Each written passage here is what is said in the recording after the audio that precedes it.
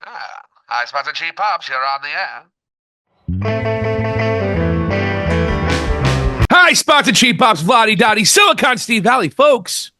We are just 3 days removed from AEW's annual Full Gear event, and it was a wild one. It was a crazy one. A lot of awesome things. A lot of great professional wrestling in-ring performing. And VLADI DADI, a couple of really things that make you scratch your head, too. But overall, the one prediction that we both had, Will Ospreay and Kyle Fletcher were going to have the match of the night. I think that is exactly what happened. Yeah, absolutely.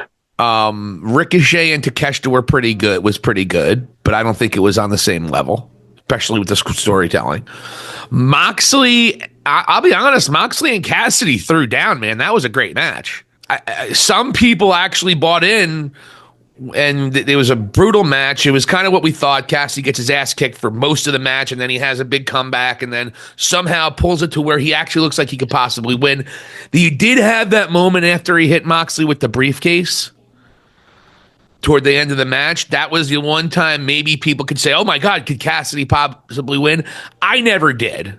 I never thought Cassidy was going to win this match, not even for a second. And Moxley winds up winning, and then the absolute fallout after that. I mean, first, I'm almost trying. I gotta like picture my thoughts about everything that happened at the end of this match. So, as we know, Moxley has his Death Riders come out, distraction. The one person who was conspicuous by his absence in the entourage of Moxley was Wheeler Yuta, of course, former protege of Orange Cassidy. And Wheeler Yuta winds up costing Orange Cassidy the match right as the referee's back was turned. Yuta comes in, hits the flying knee. Moxley hits a Death Rider, wins it 1, 2, 3. And then they start beating the shit out of Cassidy a little bit more. But then Hangman, the heel, bad guy, Hangman Adam Page, who's supposed to be this most menacing heel you'll ever see, comes out. And the one thing I said, Vladdy, at that point in time, I was like, okay, well, now here's somebody I can actually see go toe-to-toe with Moxley, because they had a feud. And I believe Hangman actually won their Texas death match. So I'm like, this is interesting, but you've just spent the last year, if not less, maybe better part of a year, trying to make Hangman this insane heel bad guy, burning down houses and doing everything possible he can to hurt as many people as possible. And he comes down and challenges this menacing heel who's taken over your company. So now I'm like, what's going on? And then all of a sudden, Christian Cage comes from behind, hits Moxley with the unprettier. He looks like another heel, mind you. I mean, you're talking about right now the three biggest heels in the company outside of maybe MJF, which I wouldn't buy anymore since he's just wrestling mid-carders now. Right. And we can talk about that in a little while if we want to, but I don't know if we should even waste time talking about that match. It was a good match. It was serviceable, but it wasn't anything. Anyway, so here come your two of the biggest heels you have now going in for the biggest heel, hits him with the unprettier, and then Jay White comes out and prevents Christian. I didn't know he was even beefing with Christian Cage that much. I know they had a little bit of a problem before he got hurt, but he's feuding with Hangman. So Jay White now, and by the way, Dean Ambrose, Moxley's supposed to be your top heel. He's supposed to be the one guy you got to make sure that you need to preserve AEW's conscience. He's the one guy you got to get the title off of. Similar, no offense, but similar a la to Hogan in the NWO. And you're sending two heels, one of them which arguably your best heel the last 2 years, Christian Cage, and then you have a babyface save the heel from losing his title. What? What is going on here? Why did it was the one thing I'll say that's positive, and of course, the Death Riders are about to escape, which I thought was pretty cool. They get into their pickup truck, and then a crazy souped up blue car crashes in to the pickup truck as they're leaving. And who is it? Of course, Darby Allin, who has blood in his heart, he has hate in his heart and blood in his eyes going after these Death Riders. What a wild finish to a pay-per-view, which can lead you in a lot of different ways. And the question is, how are we going to make sense of all this? And how is AEW, who hasn't been able to book anything correctly for the better part of 3 years, how are they going to be able to book all this shit correctly? And why, oh why, where did you have a babyface come out and save another heel? Even though I know it was against the heel, but Jay White hasn't said anything or even mentioned Christian Cage since he came back. It just seemed random. And I know you had to bring it back. Well, they did this, but just one of the most overbooked and I guess it kind of makes sense. It does storyline wise once you think about it. But when you're in that moment, VLADI, I thought it was just confusing because I had to remember Jay White had the issue with Christian. And I guess Hangman and Christian promised Hangman a title shot after he catches it in. But here's the thing. You just are trying to build Moxley up to be this scourge of AEW, trying to take it over, burn the whole damn place down. And here you have one of the biggest and worst heels in your company in Christian Cage trying to cash in a spot. And then by being helped by another heel, top heel right now in Hangman, and then he gets saved by Jay White, who's a babyface. It was weird. I don't know how many I guess Jay White's not a pure babyface, but I don't know what emotions I was supposed to feel at the end of this match. It's it's like you're confused, as if you just listened to a Moxley promo. I like Moxley's promo, so I'm not going to go there. I like his promos. They're very cryptic, please. And he's got to get to the point now. He's got to wrap it up now. But. Well, yeah, and again, what they did is they parlayed all this confusion into something you haven't mentioned yet, and that's the 2024 Continental Classic. I guarantee you, they just set the table of what they're going to do with the matches in that Continental Classic, with all those interactions. So therefore, this big feud between OC, who they're trying to build up as the AEW John Cena, all due respect, against Moxley, the Hogan, as you referred to him in NWO. And what they did was they gave you a cryptic feud that was unbelievable. You and I went and discussed that pretty thoroughly. And they gave you a plausible match. That's what I'll give it. One thing he didn't mention earlier too was the use of chemicals. So we've gone from plastic bags to forcing the opponent to drink chemicals.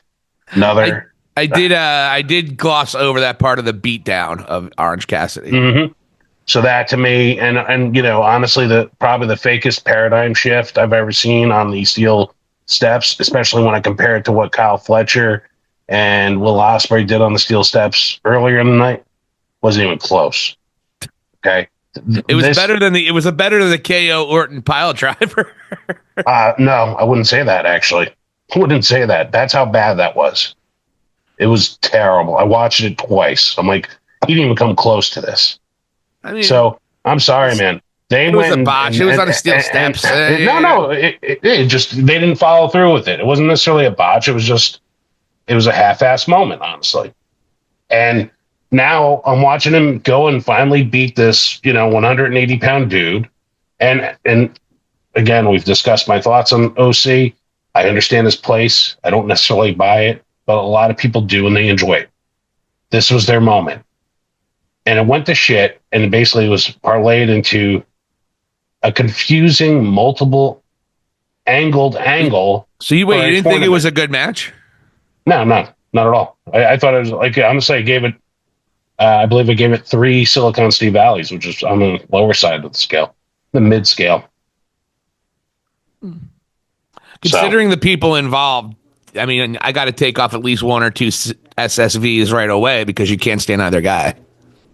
I went into it with an open mind. I was hoping maybe somebody might show up.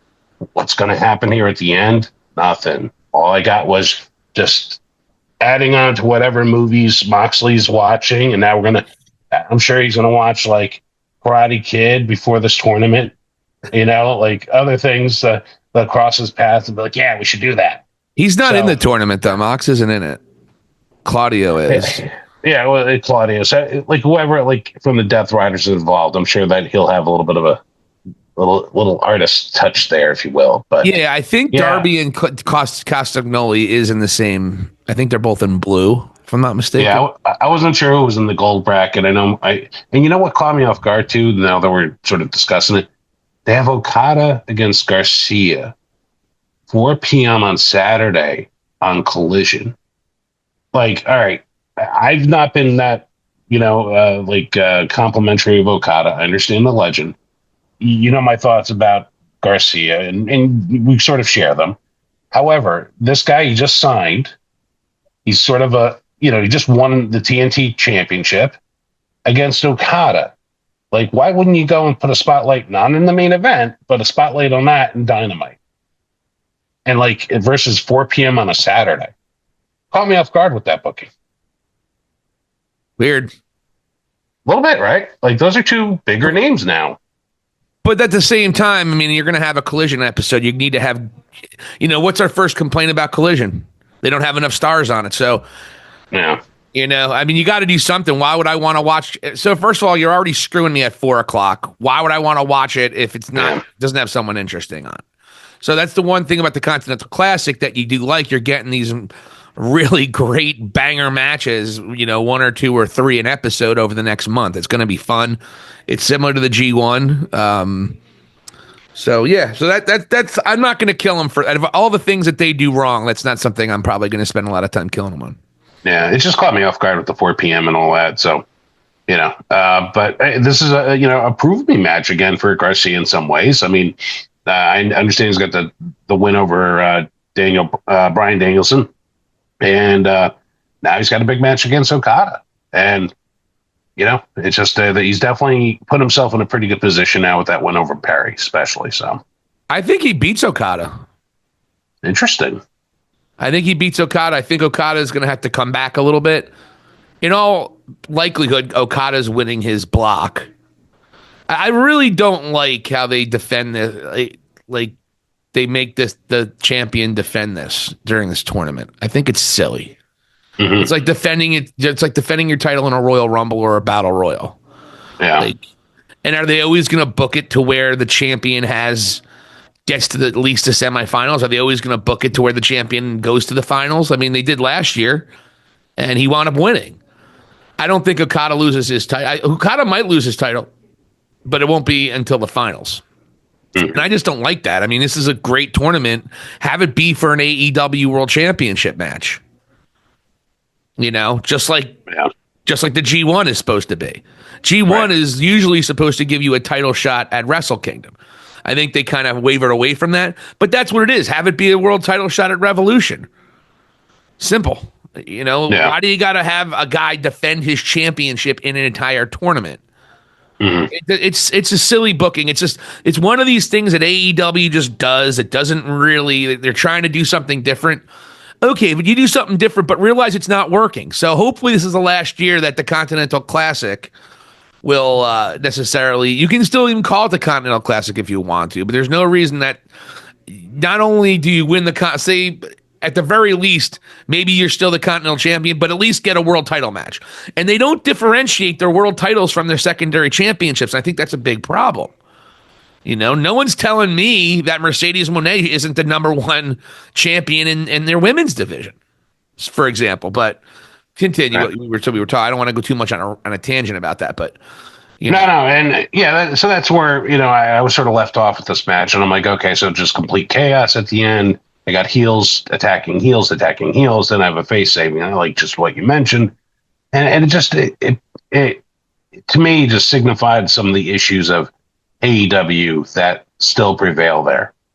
And Yeah. again, this is for the world title. This is not like, the TNT title or even the TBS championship. This is a big deal. And you've been revving up this angle with Moxley for this long. Yeah.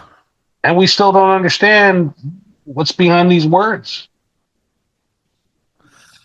I saw a really weird interview, and I think we talked about it briefly on our last episode. I saw a really weird interview with him where he kind of explained it all.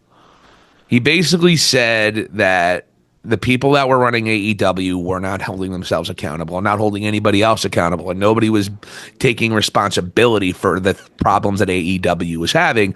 So I think he kind of worked it into I think he's kind of taking it from a shoot work type thing, where I'm sure a lot of that is probably key. I'm sure a lot of that is probably true. Do we really think Tony Khan and the Young Bucks have been accountable for their mistakes over the last several years? I certainly wouldn't say that. So I think Moxley's bringing up a lot of that kind of shit. And, but more and more as it goes on and on, you get the sense Shane McMahon is not part of this. Like we both were hoping he would be. But there's got to be some kind of monster twist, some kind of turn, some kind of big surprise within this storyline that makes that turns the tide a little bit, because it's getting long in the tooth. It's getting a little boring. It's getting to the point where, like, you better wrap that shit up. You remember the old Dave Chappelle bit? Yep. Where everyone gets the wrap it up machine. That's what we're starting to feel with this Moxley thing. And you just get the feeling that this is just the beginning of this storyline with Moxley. And Darby wants bloodlust. That was a wild thing, but it was like, couldn't you just do that on a... It just was something else to throw in. After you had like 3 or 4 run... Actually, if you count everyone from the Death Riders, you had about 6 or 7 run-ins during the main event and the after events. Did you really need to have a car crash at the end of that too? On top of it, it just was a wild, like almost like a firework. A firework finale. Where it's just like, let's just throw everything at him. Boom, boom, boom, boom, boom. Yeah. And it's kind of chaotic when you see that. It's like, look at all the things exploding, and that's what you got here. And it was kind of hard to digest.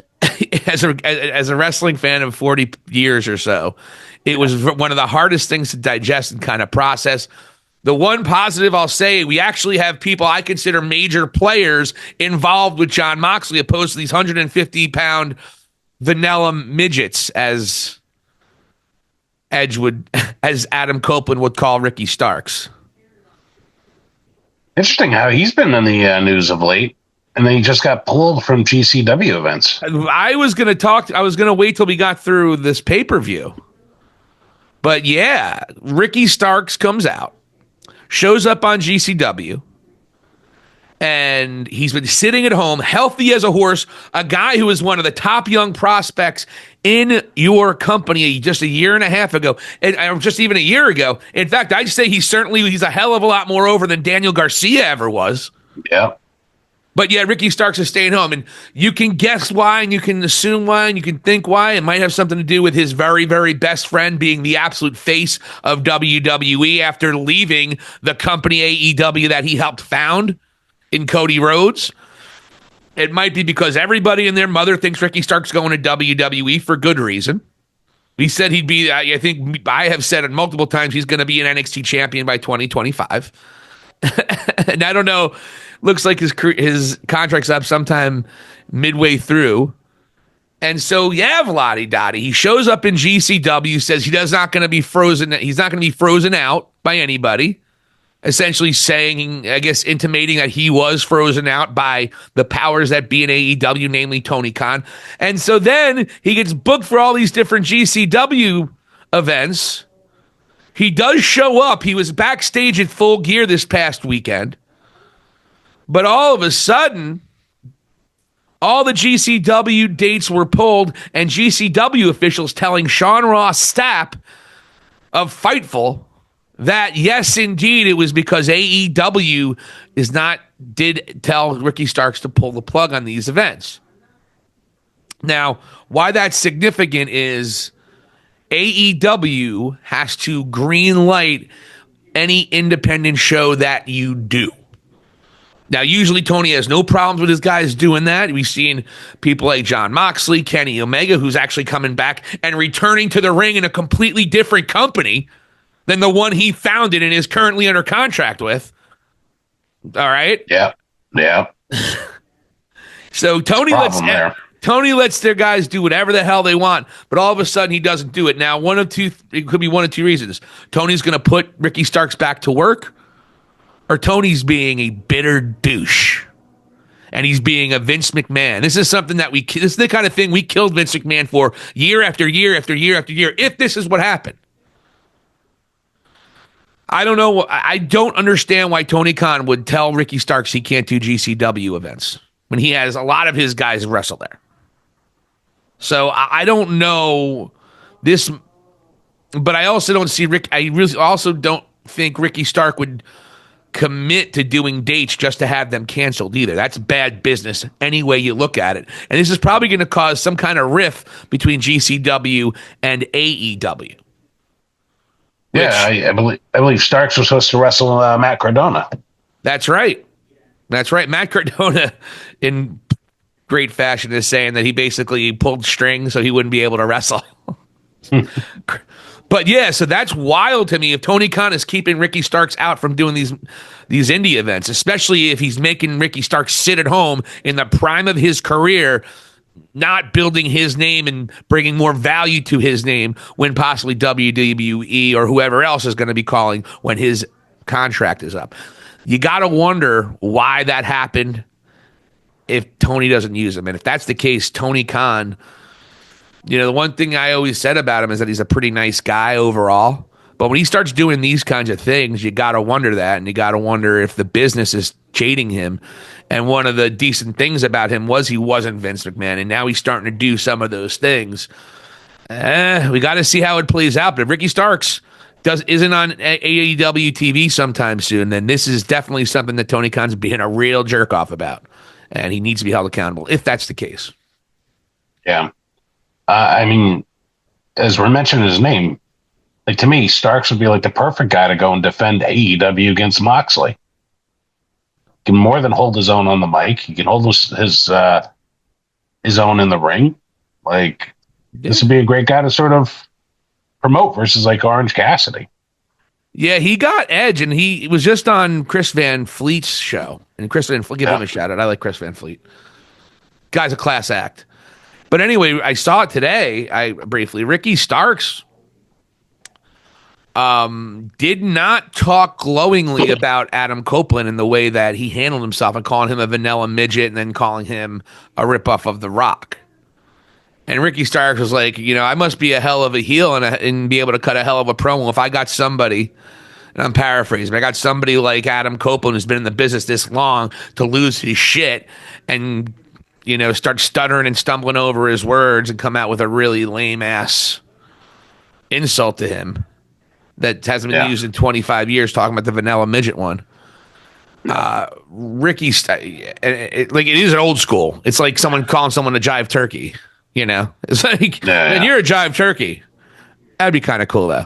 But anyway, he didn't sound like he was too appreciative of what Adam Copeland tried to do, and he certainly didn't sound too positive about, basically he took a lot of credit for making Adam Copeland get flustered and act and not perform very well in a promo, is what I can tell. So Ricky Starks, he also came out and he did a good job of not talking shit on Tony, but he basically he's like, yeah, I'm fine. I'm healthy. They just haven't been putting me in. I don't know why. And of course, those quotes got out. And if you take him out of context, Ricky sounds like he's complaining. He didn't really sound like he's complaining. He was just telling the fact of the context of his voice was very much matter of fact. Like, this is what it is. It is what it is. It's like, I'm going to be okay. I'm going to, I'm the prime of my life, and I'm going to be all right no matter what. I'm going to come out better than I was. So, but it's interesting, Ricky Starks really making a lot of splash around the internet wrestling community news. I'll tell you that much. But he's a guy that I think he's another guy that Tony Khan completely botched. And now that's a big list now. You look at Wardlow, you look at even Powerhouse Hobbs. Yeah. You look at Ricky Starks. There's so many guys that had so much potential that just never they botched it. They botched these stars. It's like, they've built a couple of really awesome stars, AEW originals, but there's so many that they just absolutely screwed up on. And you got to wonder if there's any coming back for them. Yeah.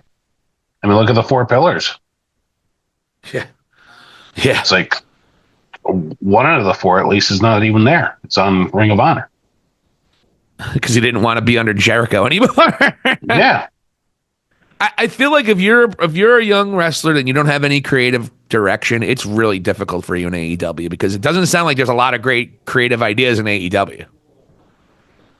So a guy like Ricky Starks is staying home. Maybe Ricky Starks doesn't have any storylines that he came up with, or maybe Ricky Starks didn't have any creative. It seems like the guys who can come up with their own storylines are the ones that get on TV. Because I don't think Tony might make good matches, but he don't know how to book from at all. No. And anyone can make good matches. Hey, why don't we put Kenny Omega versus Will Ospreay? Great job, buddy. You think they'll click? And then and what Tony does is he hopes that the wrestlers can do all the magic and build a program, but that's not how you got to do it. A lot of these wrestlers, they need to kind of be pointed into a direction, and then that's when the magic comes, when they have the direction that they know they're going into. A guy like Rusev, he probably isn't a guy that can come up with decent storylines. He's probably not a guy who's good at pitching storylines, and that's why he hasn't wrestled. And he's not jobbing any of these 150-pound losers. Yeah. I mean, on this note, and it's a very valid point that you're making here, I think it was sort of reflected upon when you watched the pay-per-view and also watched 0 Hour, because I agree with that JD from New York. I saw him comment on how the crowd was invested in the Costco guys more so than other aspects of the actual pay-per-view, which they've had repetitive hours to go and present these storylines to you. But, like you mentioned Ricochet and Takeshita, like I wasn't crazy about the match. And part of it was I felt the crowd was totally out of it. Yeah, the crowd was out of it. The crowd was terrible. AEW crowds, we talked about it last week. They don't do their job at all. Yeah. As a viewer watching it on TV, they're not loud. It's like they're too cool for school. Yeah. Like, oh, that was good. And they clap. Yeah. Like they're at a fucking tennis match. Yeah. And they don't show up during the week. They only show up for pay-per-views. That's the reality. Yeah, it's true. So, yeah, you got these Costco guys, this whole act that, and I got to actually give credit where it's somewhat due. I've been somewhat critical of, is it TJ Martell? Who? What's his name? The AJ Boom? Not AJ Boom. The guy that he wrestled. Oh, QT Marshall. Come on, man. QT Marshall. Yeah, QT Marshall. I'm sorry. He's the new master of the diamond cutter, you son of a bitch. I see that. But he laid out a pretty decent match. Had the crowd in the palm of their hands, and it was like one of the biggest cheers of the night, man. It was one of the biggest loud moments, almost short of Fletcher and Ospreay. And you know what? For 0 Hour, you should be proud of that by all means, but there's something to build on too there. You got to fill in the gaps here, pal. Well, it didn't help. Right out of the gate, they went into the tag team match, which I don't think a lot of people were excited about. And the match wasn't that great, considering the people that are on there. And your two most over tag teams were not included at the end of the match. Private Party got the worst reaction of your 4 tag teams in this match when they were introduced. Those goofy, doofy outrunners got a louder response than your current babyface tag team champions. The House of Black got probably the loudest response of any of them. Yet once again, once again, they're not in. You have these 170-pound guys as your world champions. Meanwhile, Malachi Black and Brody King are sitting on there without tag team gold or titles around their waists and involved in major storylines, just being pawns in storylines. Yeah. That right out of the gate, you're already disappointed because, and by the way, it's Private Party's backyard. They're from New York City, right? A 15, 20-minute train ride from Penn Station to Penn Station. So it just that's what I'm talking about. Giving these guys opportunities. And meanwhile, House of Black they're on every week. So but what they could be doing is so much more. Yet you're giving Private Party this opportunity because they're originals and they've been there long enough. I guess so it's just their time. It's their turn. Is that what? It's not because they're over with the crowd. That's for damn sure. And by the way, little pet peeve. House of Black at the end of the match, House of Black are giving like all high fives as they're walking out. Like, it's the most indie fucking bullshit thing I ever seen them do. Like, can you live your gimmick until you go back? Yeah. Spooky. No, not at the end. Just giving fives. And it's just so reminiscent of like an indie show. Yeah. Where like the guy just breaks character. Like, okay, fans. Just by the looks of them, they should not be enjoying like themselves with the crowd. They should be miserable. Yeah. Hey, kid, Malachi Black here. I may or may not be retiring next week. Catch you later on Instagram. Jumping into the crowd. It'd be funny him cutting a promo, but then just being like, now who wants to take a picture with Uncle Malachi? All right. Shooting out t-shirts and one of those guns. Who won? The house always wins because we give out the best merch. It was weird. Malachi Black not in the Continental Classic, because why would you want him in your Continental Classic? He's too good. And every time you just see glimpses of how good he is in the ring when he gets in these matches, and it's just like, why can't we just get a fucking good storyline with him against somebody else? Like, do something with this guy, Tony, for fuck's sake. But that didn't I think that was part of it, though. The crowd might have been hot early, but then they get disappointed with the tag match. Then they go to MJF, and outside of MJF popping the crowd with some early commentary saying, I leave this dog shit company, which is funny he said that. I leave this dog shit company, and I go and I make millions shooting movies, and meanwhile, your mom's shooting your dad. And that was good. And the match was okay. It was a good match. But nobody's emotionally invested because everyone knew that Roderick Strong wasn't winning. So you had two matches that really didn't get people excited because A, they were predictable, and B, they didn't really capture anybody's hearts and minds, either one of these. The biggest thing about the first match is the Acclaimed is this much closer to breaking up. New Day Light. Yeah. And then you have that match. But then, VLADI, you had Mercedes Moné earned her... Well, I wouldn't say she earned her money. It's a lot of money, but she earned a lot of money. It's a lot of Monet, but she earned a good portion of it. Her and Statlander had a fantastic match. I thought it was great. And you see how much... When you see a lot of the younger performers in the AEW women's division, and even some of the less polished ones, even if they've been around, guys like Britt Baker, they don't have the reaction with the crowd, taking their time. Mercedes Moné was doing that with Chris Statlander on Saturday night. Mercedes Moné was playing with the crowd. Her emotions were getting bigger and bigger as she was getting more frustrated toward the end of the match. And some of the moves, she did this one crazy neck breaker coming out where I think Statlander was going for a power bomb. She flipped over and kind of dropped Statlander into a neck breaker on her knee. Yep. Mercedes Moné and Chris Statlander had a great match. I thought really kind of changed the momentum of the pay-per-view because I was starting to get a little annoyed the first two matches. I was like, this is why we're paying all this money, And then, I think, wasn't Ospreay... Well, let me add Ospreay that and to that. Fletcher. The Monet thing, the Monet Stylander match, I agree 100%. And shame on me because I call that match the bathroom break of the card, and 100% is not and was not. Those two put on almost a clinic. Yeah. Way better than I expected. As you mentioned, the pacing of it worked well. They worked well off each other. They hit some really nasty moves.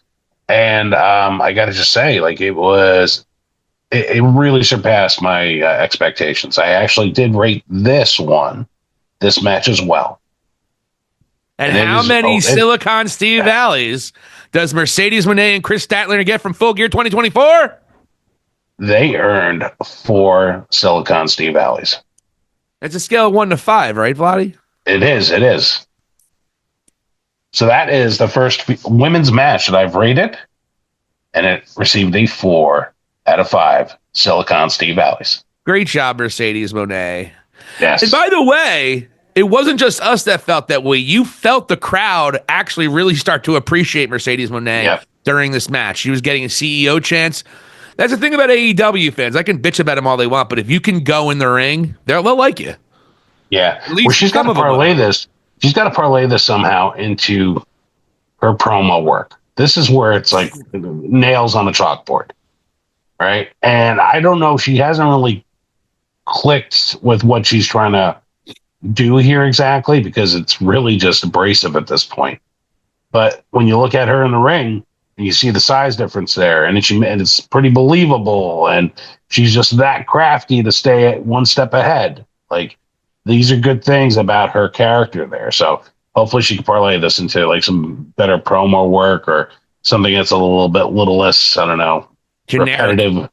Yeah, repetitive with the CEO and then stripper dance CEO, yeah. There you go. You do that pretty well, though, I got to say. Got a couple silver dollars here for you, pal. De La Greca is a fucking nerd, by the way. At the end of that match, he's screaming at Mercedes Moné, screaming at her and booing her. Boo! It's real to him, pal. Holy shit. I was hoping he was going to freak out about the Rock. Good thing the Rock wasn't there. He had jumped over the barricade, started attacking the Rock. It was the fans, Rock. It wasn't you. It was the fans, Rock. Guy's fucked. God bless him, though. God bless him. I'd love to be doing what he's doing. Probably not with Bully Ray so much. That would start. When Bully Ray's not full of shit and trying to get a paycheck from a wrestling company, he's not bad, but far too often he's working somebody, whether it be, and he definitely he's always going to wait for that payday from WWE. That's why. But Mark Henry, well, you know what? I'm going on tangents. Fuck it. I'm going to delete the whole thing. Yeah, fuck that tangent. I don't need to talk about busted. What about Kyle Fletcher and Will Ospreay here, pal? Well, VLADI, it was the best match of the night. What these two guys did physically, and the story that they told within it. I heard somebody complain that there was a tombstone on the outside and it wasn't the finish of the match. That's a small complaint. That's going to be your big complaint. That's why you're not going to give the match a chance. I get it, pal. I get it, but that move also played into like the whole psychology for the remainder of the match. Like, exactly, Ospreay after taking that couldn't necessarily use that arm as well.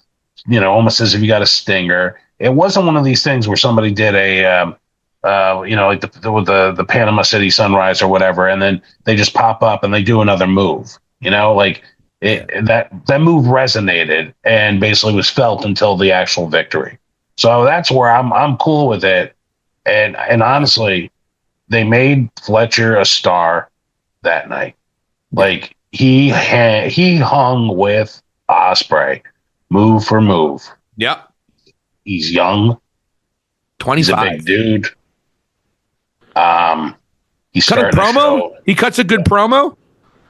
And this is a guy who has all the tools, and if you keep him with Callis, especially, this could be something special here, man. And the future world champion. There's no doubt in my mind. Not even a slight doubt. 100%. And this is just it was a classic. This is one that will live for eons here. So and I got to tell you, I mean, I'm watching that old match. That was one I did not skim over. I was like, I'm going to concentrate on this bad boy, and I'm glad I did. And it is 5 out of 5 Silicon Steve Valleys. And perfect. Well deserved. By the way, isn't it kind of becoming just commonplace? Will Ospreay has a match. He's going to have the best match of the night. He literally has stolen the show every single AEW pay-per-view this year. He's had the bet since he debuted in March. Every night he wrestles on a pay-per-view, he has the best match on the card. And by the way, it's almost like there's no discussion anymore. That's how good this kid is. And he's 30. I think he's 30, maybe 31. Fletcher's 25. You got two guys. There you go. They both have the size. They both have the charisma. Both have the athleticism. This is the kind of guy you build your company over, not jerk off Daniel Garcia. Right. Private party. No, you're absolutely right. So yeah, it was a perfect match in my mind. It was a great building block for Fletcher. Like he was able to go and basically bury that portion of his past and exceed it. Like he needed that, and now it's a legit thing. He's beat the guy that has beat Omega. He's now sort of moving up the ranks with Takeshita, who's a string of wonderful victories as well. So now the Callis family is starting to become, pretty impressive in terms of their wins and losses, and who's been defeated by them. Yeah, and Cage and Lance Archer as your tag team. It has the makings of a great. It has the makings of a phenomenal faction. You can almost feel the moment the Private Party's going to hand those over to them, huh? I hope so. For Christ's sake. I really do. Let's get the tag team division back on people that people care about. How about that? Yeah. So yeah, that was and the other thing is too that we're discussing this match and there wasn't even a title involved, which again translates to there was a story here involved, and they had an incredible physical contest here. And they had that whole crowd, was it over 10,000 people, in the palm of their hands. Yeah. And, there was lulls in that crowd too. But when they were on and you gave them a good product, they're loving it. So this is what they got to strive for. And they got to keep it going for at least 75% of the show here. That match was way too early in the card too. That match should have been later on. That shouldn't be number 4. Number 4? And there was 5 more matches after that? Yeah. They didn't want to because they were how do you follow that, really? What was the match that was after them? I don't even remember. Yeah. They lost a bet is all I can know. Is all that I can say. It's very similar to following Taker and Michaels at WrestleMania. Was it 25 or 26? Yeah. It was 26. Let's see here. Was it Garcia and Perry? It might have been because the crowd was not into that one. I will tell you that much. Garcia Perry was quiet. Then Takeshita Ricochet, quiet. Lashley, Jay Swerve. White, and you know what? We actually forgot Jay White and Hangman Adam Page was actually before Fletcher and Ospreay. I skimmed through most of that, man. Got to be honest. Jay White won. You got a surprise victory there. Jay White's finally getting booked strong, but it just doesn't make any sense. It was a good. Look, Hangman Adam Page. Say what you want about him. Every time he has a pay-per-view match, it's usually pretty good. He does his part, and this was another one. They both had leg injuries that they were selling.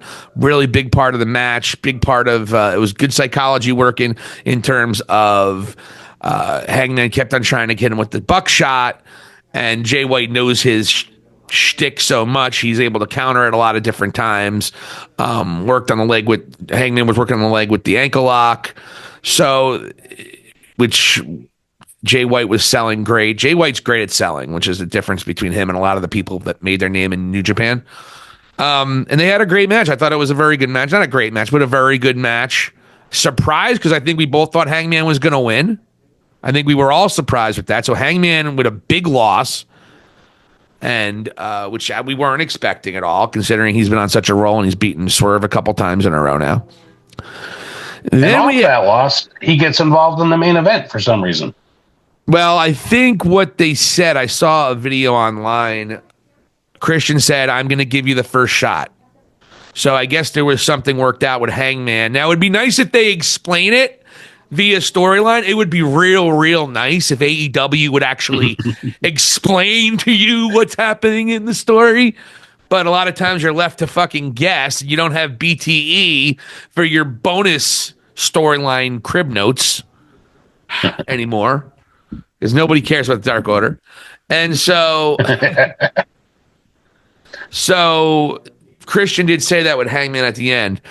So there is that. I think hopefully this gets explained a lot on Wednesday. That's what we're hoping. We're hoping that this chaos and this ridiculousness that happened at the end of this pay-per-view, which could be very interesting if done right, but I don't have the faith that maybe I should. I don't know. I don't think so.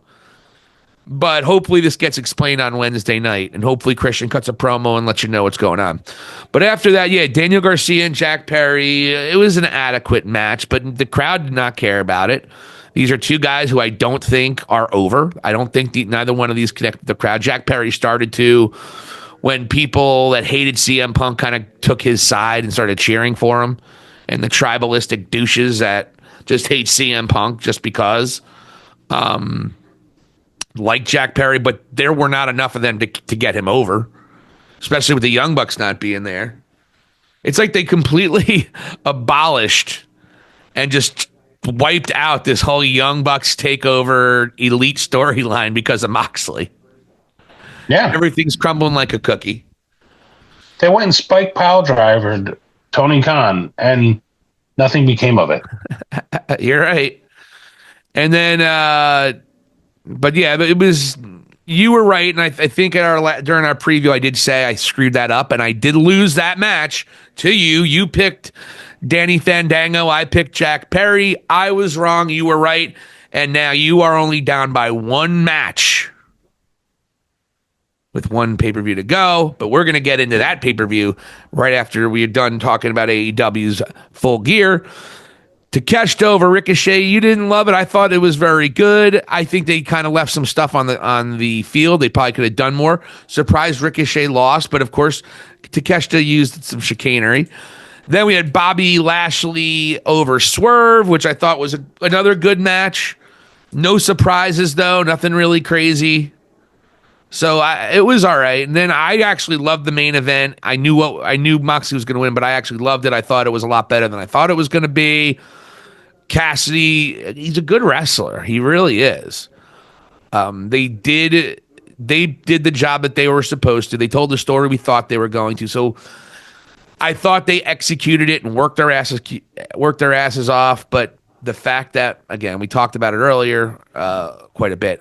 We knew Moxley was going to win, and neither one of us love Orange Cassidy as a main event guy. So that's that. And then we already talked about the chaos that ensued. So overall, VLADI, what were your highlights? What were some things that, specifically a little synopsis of your feeling of the 2024 rendition of Full Gear?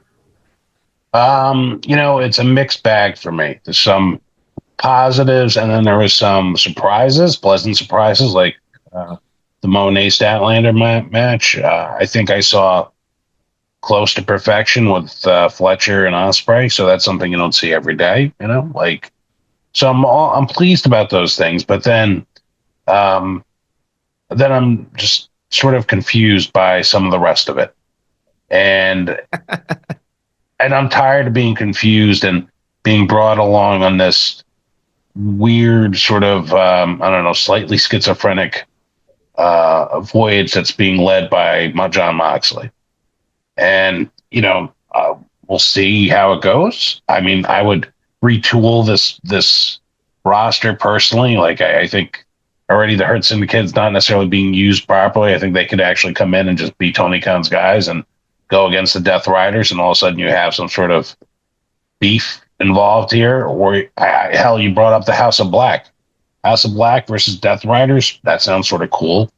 Plus the visuals of that as well. Don't have House of Black being all so spooky all the time with the lights on and off. Just like have them being badasses, and that aren't afraid of Moxley. And then, hey, in some things, that maybe they agree with them, but they're not taking over shit as long as they're around. And those three guys can back it up. But what do we get otherwise? It's just disappointment for me personally. But yeah, the House of Black would be great. I think the House of Black might be a lot more fitting. So I like that idea. Yeah. And then, honestly, I got to give them credit too. They did catch lightning in a bottle with this whole Costco guy thing. It brought 10 million people and 10 million views on the clip.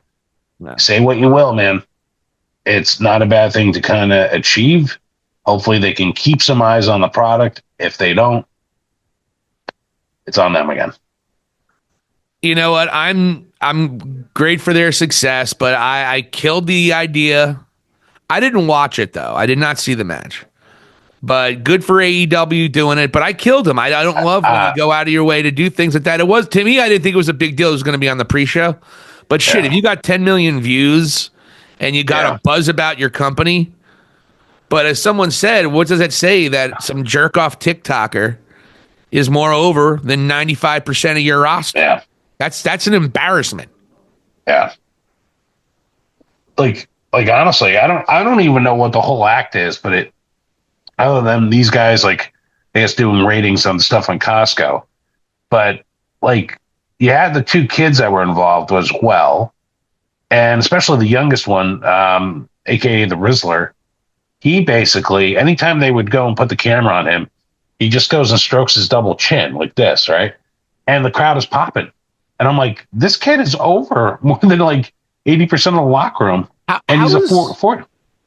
How is these people over with this fucking niche and uppity jerk off AEW crowd? How is that possible? I don't know. Man. But then, in regards to the actual story between AJ and Marshall, QT, I give the guy credit. He actually broke his foot during the match, was able to finish the match.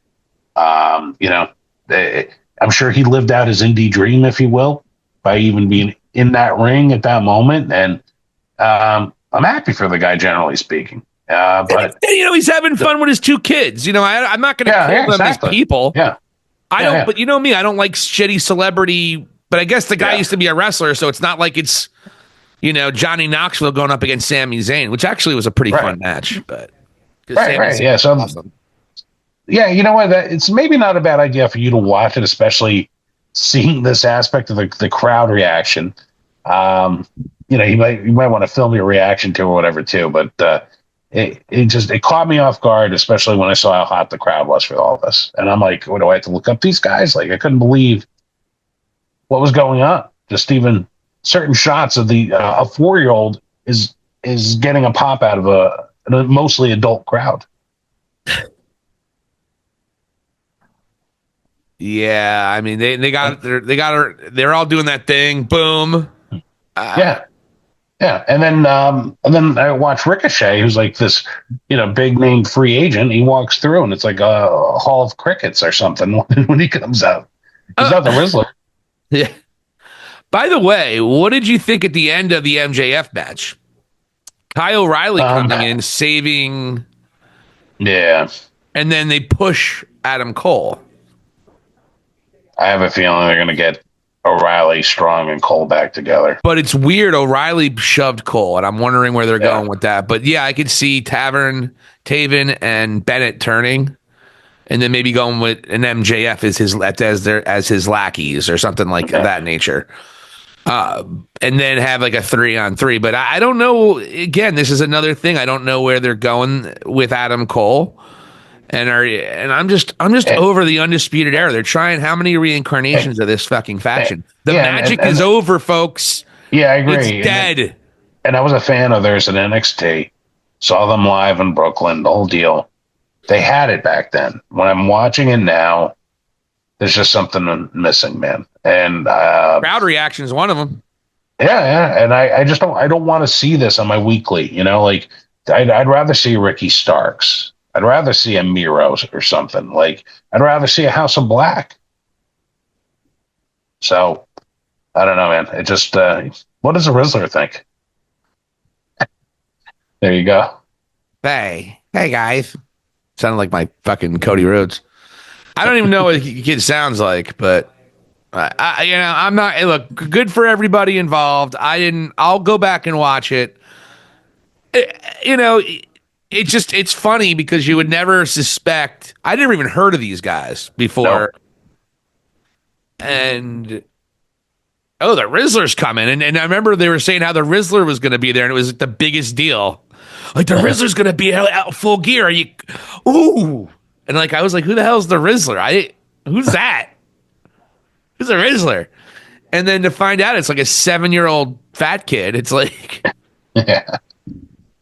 Well, you have a picture of him that I sent you before the show. Yes. With his days when he was playing AJ Soprano on the shit show Sopranos.